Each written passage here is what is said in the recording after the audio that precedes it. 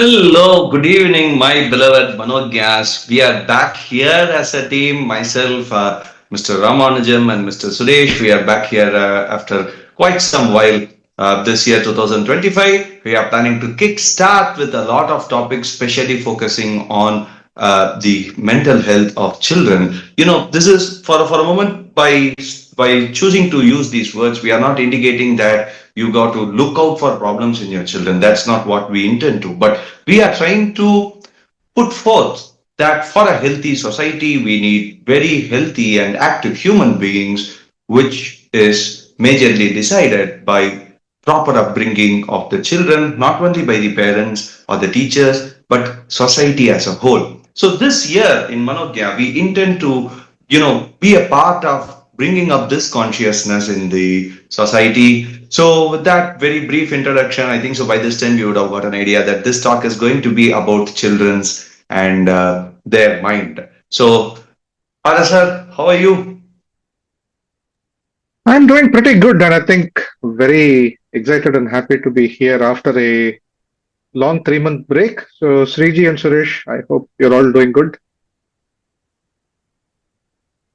Of course, we are all the Fantastic. Manogya. First class. Fantastic. And I think it's a fantastic topic to start with, focusing on children, because it's almost as if we are taking baby steps in 2025. And what better way to kick it off than to talk about children? Because I think uh, in one way or the other, right, if we are able to deal with children the best way possible, the appropriate way, right?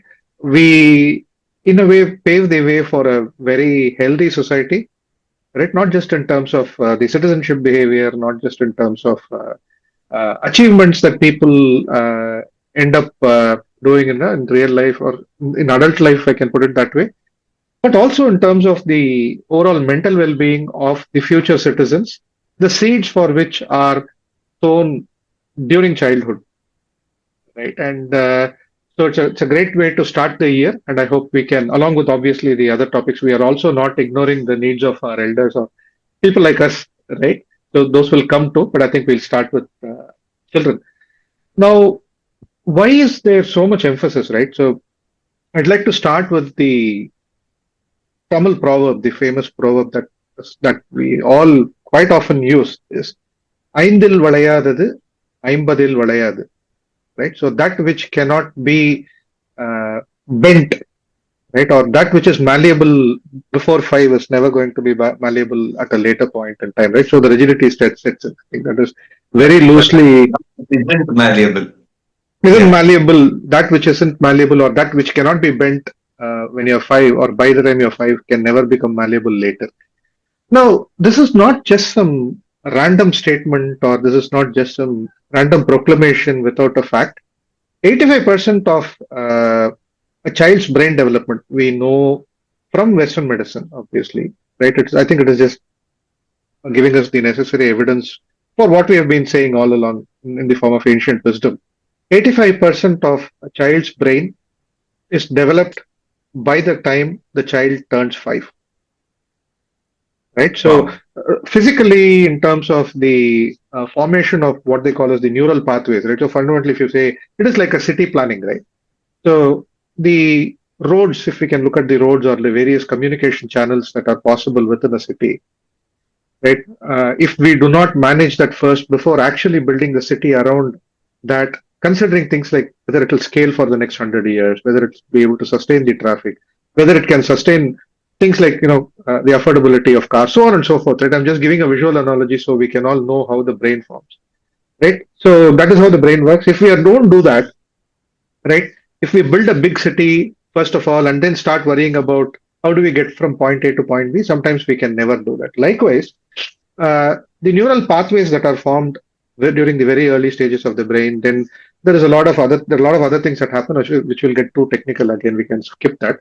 That essentially decide how efficient and effective the communication process is in terms of how do we get sensory inputs, how the brain sends across various instructions, right? And a lot of the insulation that happens, a lot of the speed and fast, what do you call, speeding up of the communication lines.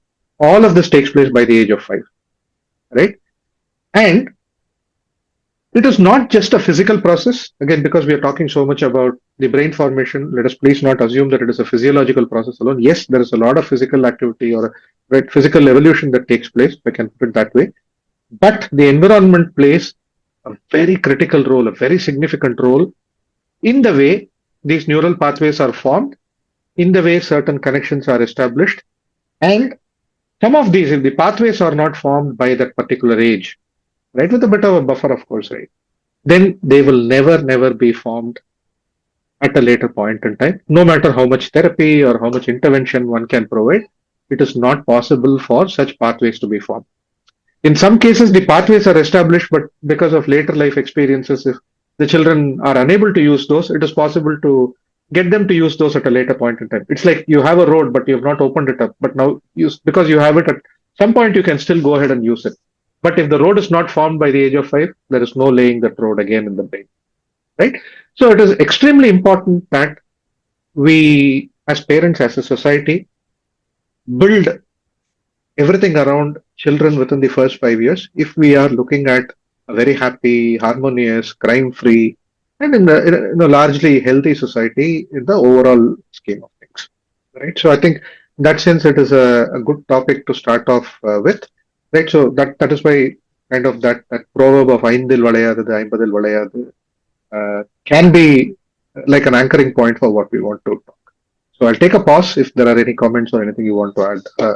So, the fact that you gave a very beautiful start, Ram, I should essentially say. In fact, what I really loved and what I feel is like a punchline of whatever you spoke so far was that it's like a planning a city, right? It's not today's thing that you are trying to solve. When you plan a city, you look at next 50 years, 60 years, the population growth that's projected and, the infrastructure that will have to be needed not only to cater today, but Mm. also the future.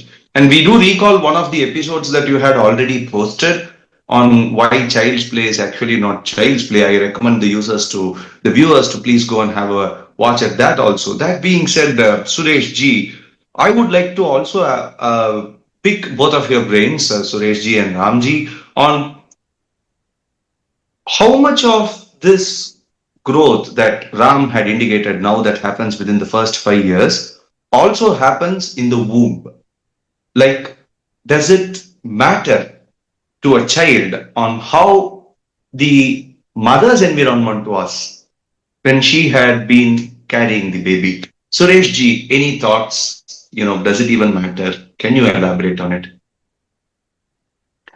So happy again to be part of this yet another episode around um, I think children and all about the humans, right? All we are having the conversation how we are decoding this behavioral mindset, right? Particularly kids. It's so important. We need to understand few things, and it is not that, as Ram started with it saying, our old wisdoms are all not just saying, it has science behind. So, having said that, um, I mean, enough research has proven, like, a mother during pregnancy when she's carrying, right, she should have a positive environment, um, giving good energy, good food. Foods are also important. They carry emotions. Emotions carry intelligence. So it's all part of the neural system, right? We say we talk. I mean, Ram shared about development of brain. The first 5 years is crucial. Just to give you a magnitude of it, like in the first year, it's like 2,500 neuropaths, and then in 3 years, it's 15,000 neuropaths.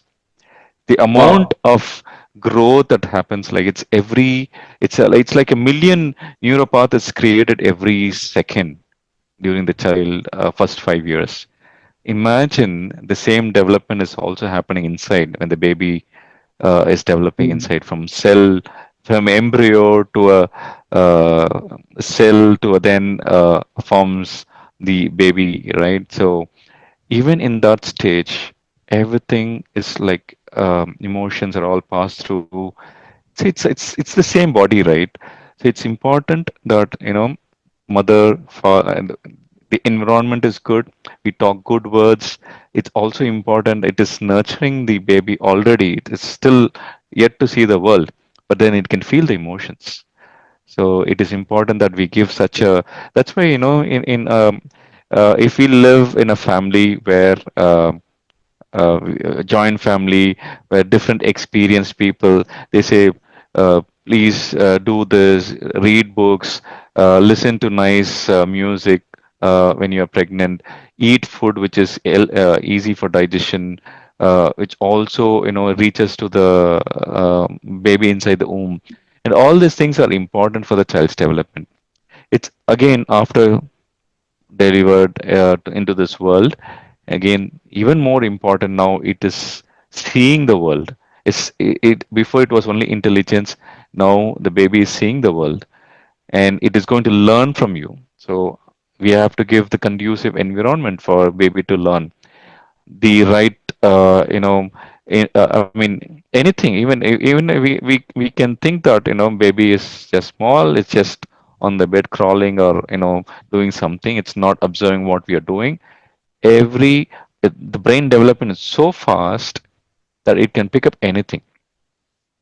So that's important that we ensure that we are giving the right space, right environment, right in terms of information, what we speak, choose the words that we are speaking, and all these things are important for the child to have a better future. So I'll with that I'll Really? just pass it on to you back, Srini. So that was like both of you had very beautifully set the context. In fact, what came out very beautifully from what Suresh had spoken just now was recently I saw a video of one of my friend's kid, 7 to 8 months old, and so there was one toy in front of her. She has just started crawling, and she wanted to grab that, but she couldn't. She didn't know that she has to crawl and advance to grab that, and she was just extending, stretching her arms towards the toy, and she couldn't finally reach, and she started crying. This made me start thinking. This concept of having endeavors, having goals, and having the, I will say, desire, or in Tamil, asai or asha in Hindi or other languages, however you would like to call. This is very fundamental to the humans itself. It starts showing up when someone is 3 to 4 months, maybe if I'm not wrong, right? They set something in their mind and they try to get it, and if they don't get it, they feel disappointed.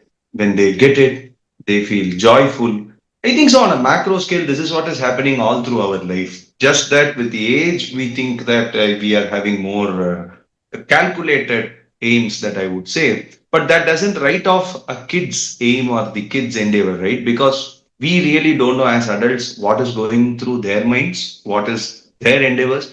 That being said, I would like to ask both of you, maybe we'll start with Mr. Ram, on how do you think, or can you give some more examples to help people, all of us, understand this topic on how positive conditioning will result in positive individuals? A very unfortunate situation where a negative conditioning can happen during child growth can lead to humans who suffer the rest of the life. Can you please explain or add more point to this framework? Mr. Ram, please. Okay, so I think this itself will consume what we are trying to cover today, just so we set expectations, right? So we saw how the brain develops, right? A child is born with about 100 billion neurons. It's not Wow. thousands. And then after, till about age of 5, based on like, Suresh was saying, right, various neural pathways are formed, etc. And then the rest of them get pruned away, right? So that's how it happens. It's like chiseling a statue out of a huge block of stone. Now, while this happens during the first 5 years, what determines what stays, what goes? We have various theories, but I think without going into the scientists or other things, I'll probably quickly summarize. The first 2 years, absolutely critical for the development of the child. The child is born with very primitive reflexes and instincts. That is all the child has, which helps it to survive and start making sense of its environment, right?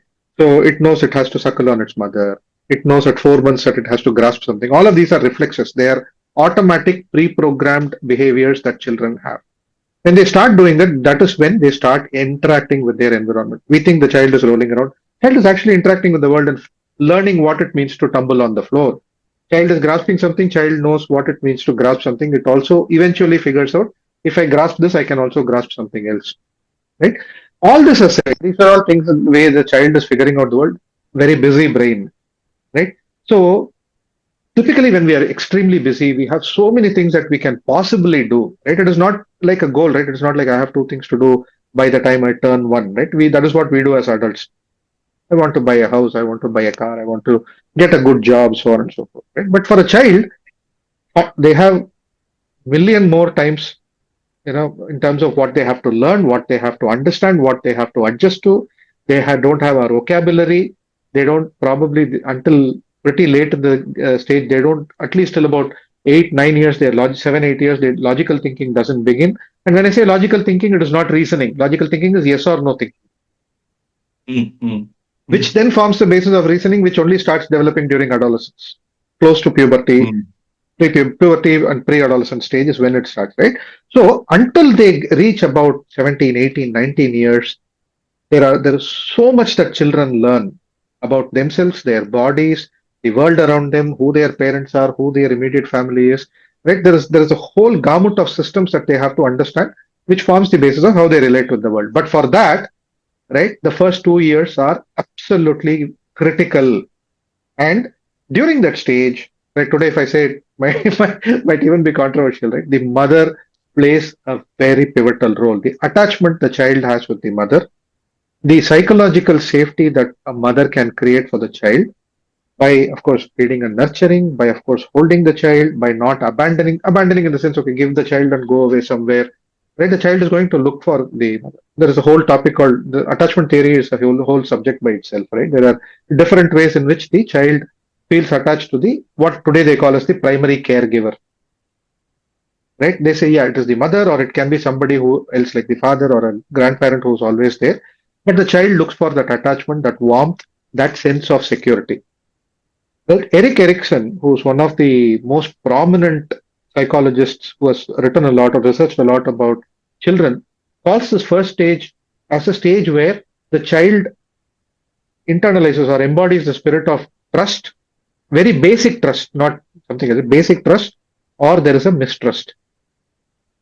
Okay, so now we would have all watched cartoons, right? And typically Tom and Jerry or one of these MGM cartoons, you'll find that a little duckling suddenly is just the egg hatches and the duckling comes out.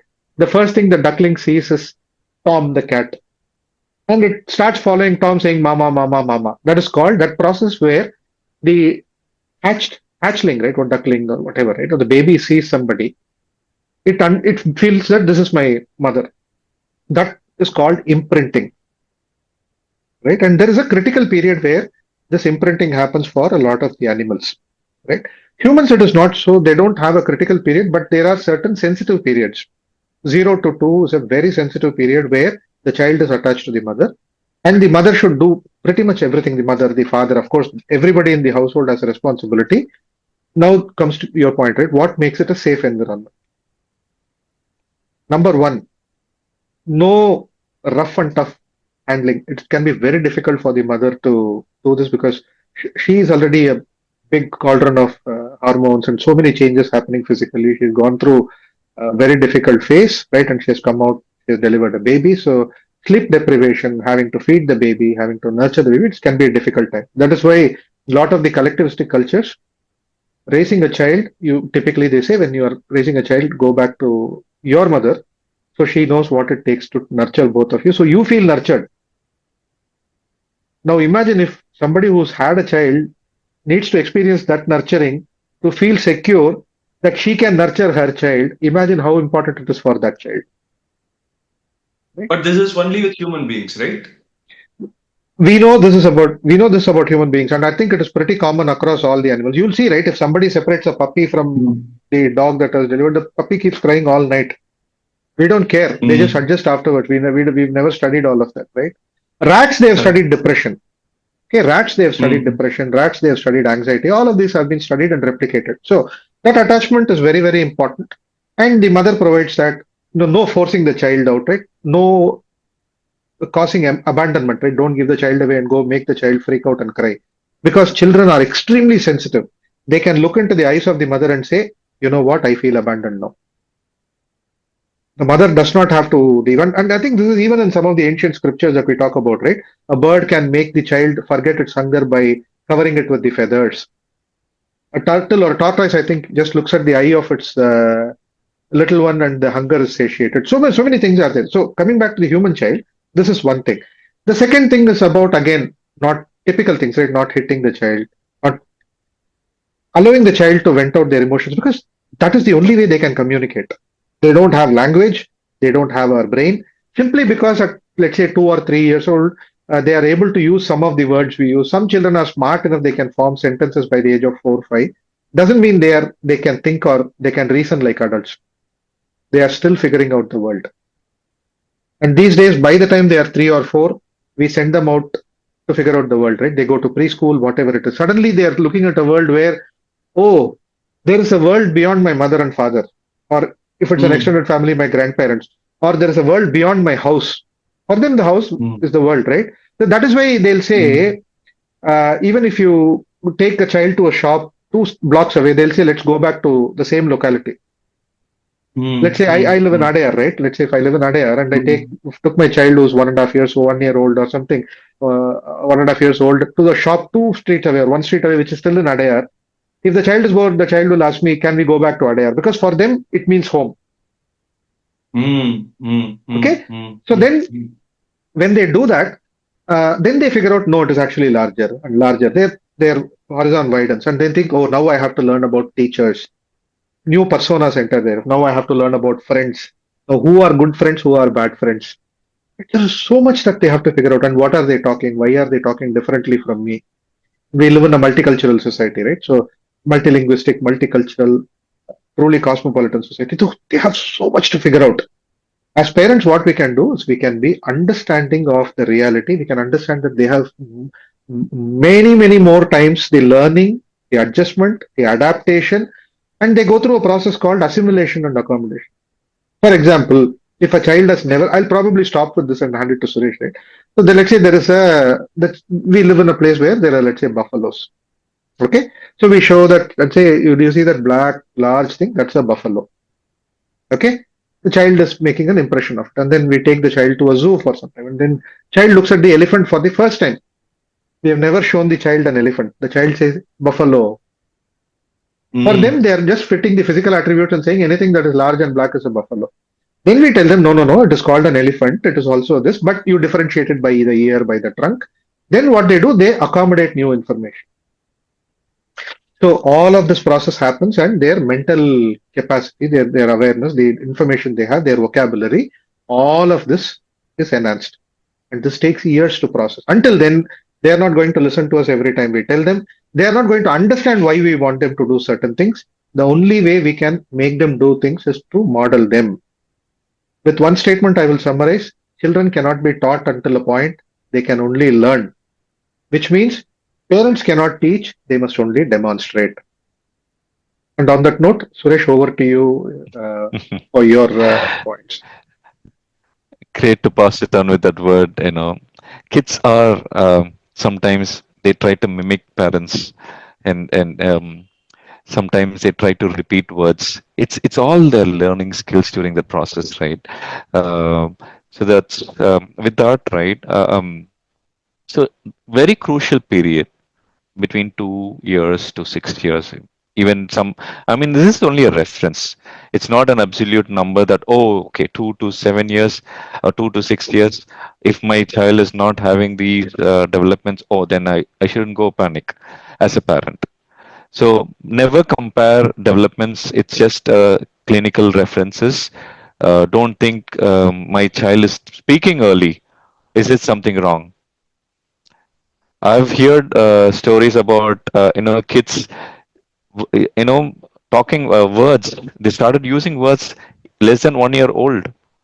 They are able to mimic emotions even much faster. So let's not use references that are given as the guiding principle. It's just a reference. It's for practitioners to understand. If the development is not happening during this time, is it anything that we need to pay attention or give any support? That is all that is required. So coming back to the age reference that I shared, 2 to 6 years, and this is a very crucial time. This is when the child develops emotions, understand feelings, touch, and this is the time we'll have to allow the children to explore the touch feeling, soft surfaces. I've came across a wonderful book. I don't remember the book, but then it has all those textures, patterns the child can experience. It's a very interesting book for kids during this age that can use to teach what is soft, what is hard surface, what is surface which has some patterns, how you feel that, uh, how a feather will look. So Montessori schools where they teach use these references to teach kids from 5 years to say up to the, I think kindergarten they use the method up to I think for fifth grade they teach this feel objective way of teaching. It's just not theoretical. They teach through objective visual way of teaching. So they connect the teachings along with the physical form of the object or some visual ways for the kids to learn faster. Kids learning words instead of letters, they're much more better in their development. This is also a study which has proven that they are better, they learn things faster than kids go through a standard education of learning letters and then going connecting with the words. So they don't recognize alphabets. If you see the Montessori way of teaching, they learn words first. They recognize a whole word. It is easy for them to read books faster. And I mean, these are various ways that we can explore.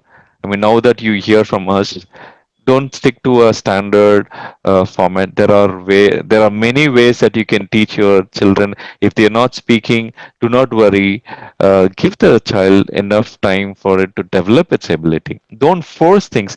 Don't get panic and push that negative energy to your children's brain development. These are the cues that you need to take, which is important for the children's to you know for us to give them the better environment for them to learn and grow. So with that, I think I'll pass it on to Sriji to see if we have enough time to cover more topics, or probably we can continue our topic in the next session. In fact, I have to thank both of you.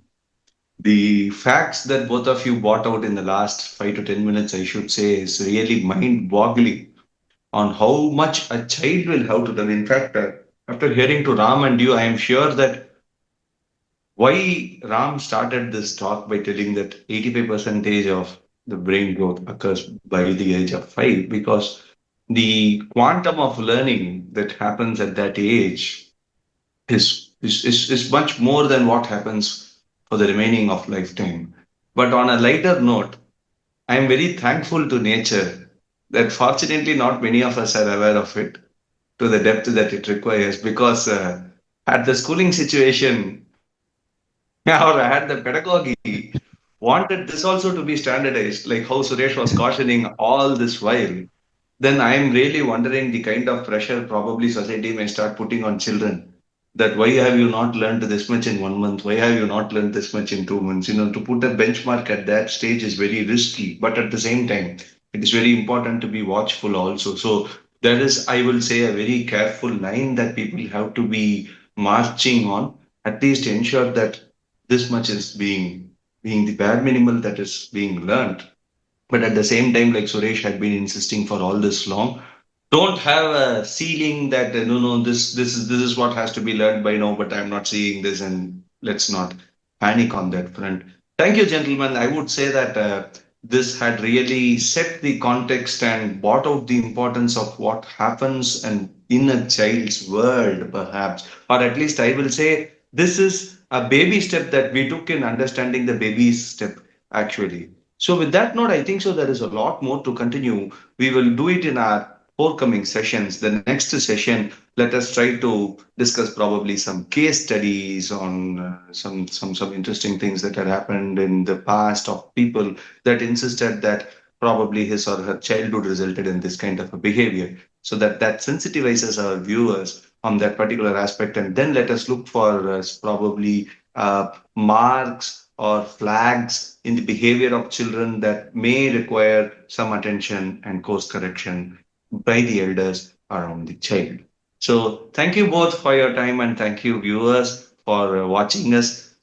From now on, let's hope to connect regularly and see you in the next episode. Bye bye. Bye. Bye Thank bye. you. Thank you.